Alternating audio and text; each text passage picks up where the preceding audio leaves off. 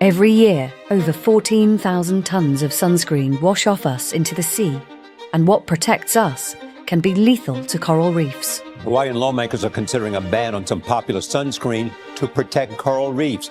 Ethical manufacturer Stream to Sea saw the need for change. More than 80% of sunscreen brands contain chemicals that are toxic to the reefs. We took the problem head on and created the world's first sunscreen that's not just safe for coral, it helps it grow. Coral Care, a reef-feeding sunscreen with a new certification label, Reef Protection Factor, proven through independent coral testing at the University of Derby.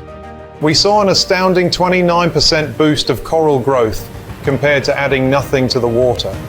Coral Care has gone worldwide alongside partner organisations in Australia, Thailand, Malaysia, the Bahamas, the UK and the US. But one product with RPF is not enough.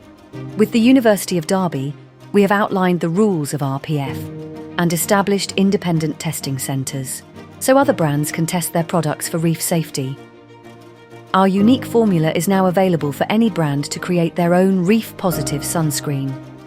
We encourage all sun care brands to work towards making RPF as important as SPF.